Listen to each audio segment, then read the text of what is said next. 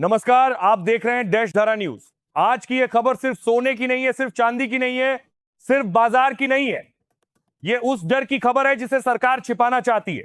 क्या आपने कभी सुना है कि किसी देश का प्रधानमंत्री जनता से कहे कि 1 साल तक सोना मत खरीदिए और उसके बाद पूरे देश के बाजार में हड़कंप मच जाए, दिल्ली से मुंबई तक ज्वेलरी बाजार में डर फैल जाए, लाखों दुकानदार परेशान हो जाएं, करोड़ों लोगों की नौकरी पर खतरा मंडराने लगे। लेकिन आज भारत में यही हो रहा है। प्रधानमंत्री मोदी की एक अपील के बाद सोना और चांदी के कारोबार से जुड़े लोग डरे हुए हैं।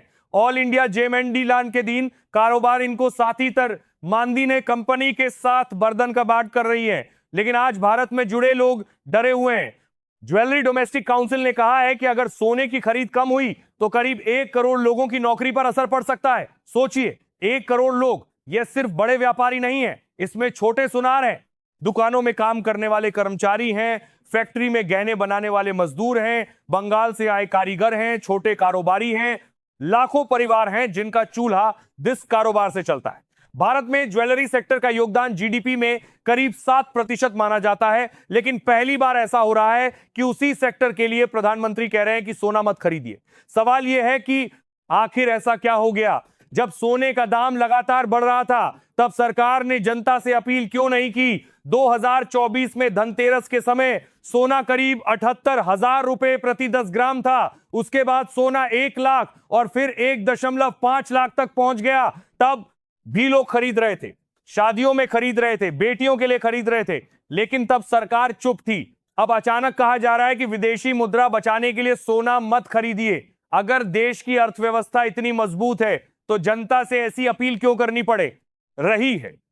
अगर रुपया मजबूत है तो डॉलर बचाने की चिंता क्यों है? अगर आत्मनिर्भर भारत सफल हो चुका है तो सोने का आयात रोकने की बात क्यों हो रही है? दोस्तों, असली कहानी यहीं से शुरू होती है। भारत का रुपया लगातार कमजोर हो रहा है। डॉलर करीब 95 रुपए तक पहुंच गया। याद कीजिए, कभी नरेंद्र मोदी खुद कहा करते थे कि रुपया गिरना देश की प्रतिष्ठा गिरना है। लेकिन आज रुपया लगातार गिर रहा है और सरकार जवाब देने के बजाय जनता से अपील कर रही है। रुपया कमजोर होता है तो पेट्रोल महंगा होता है, गैस महंगी होती है, खाद महंगी होती है, दवाइयां महंगी होती हैं और सोना भी महंगा हो जाता है, क्योंकि भारत बहुत सी चीजें बाहर से खरीदता है और भुगतान डॉलर में करता है। अब हालत यह है कि विदेशी निवेशक भी भारत से पैसा निकाल रहे हैं। शेयर बाजार लगातार दबाव में है। प्रधानमंत्री की अपील के बाद ज्वेलरी कंपनियों के शेयर टूट गए।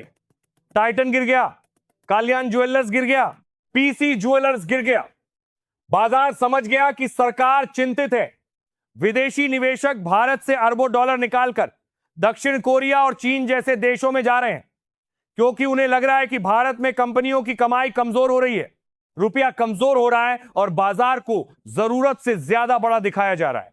सरकार लगातार कहती रही कि भारत दुनिया की सबसे तेजी से बढ़ती अर्थव्यवस्था है, लेकिन सवाल यह है कि अगर सब कुछ इतना अच्छा है तो रोजगार क्यों नहीं बढ़ रहे?